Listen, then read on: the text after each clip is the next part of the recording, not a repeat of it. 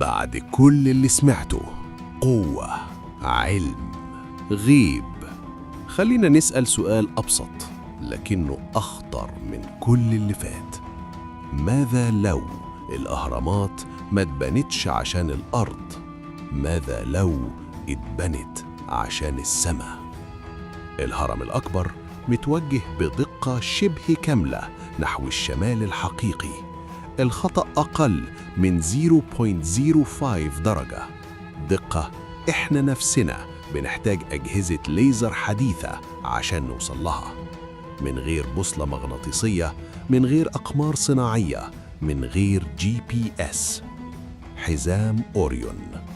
في التسعينات باحثين طرحوا فرضية اسمها نظرية ارتباط أوريون. قالوا إن ترتيب الأهرامات الثلاثة بيشبه ترتيب نجوم حزام كوكبة الجبار أوريون، مش نسخة طبق الأصل، لكن تشابه يخلي العقل يقف. الزمن مش ثابت.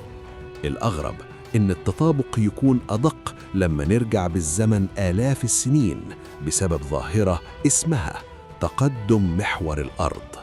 يعني السماء نفسها بتتغير ببطء، وكأن اللي صمم كان عارف شكل النجوم في زمن غير زمنه. رسالة ولا صدفة؟ هل ده صدفة ولا اختيار واعي؟ ليه الجبار بالذات؟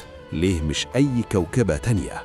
عند المصريين القدماء أوريون كان مرتبط بإله الموت والبعث أوزوريس. الأهرامات كمقابر؟ لو الأهرامات مقابر، ليه كل الاهتمام ده بالسماء؟ ليه فتحات دقيقة متجهة لنجوم معينة؟ ليه الروح دايما متخيلة إنها بتطلع لفوق مش لتحت؟ يمكن الأهرامات مش بتتكلم بصوت، لكنها بتتكلم بالرياضيات وبالهندسة وبالفلك، لغة لو أي حضارة ذكية شافتها من بعيد هتفهمها. مش رسالة للبشر، رسالة لأي حد يقدر يفهم. لكن السؤال المرعب بقى، لو الأهرامات رسالة، مين اللي بعتها؟ ومين المفروض يستقبلها؟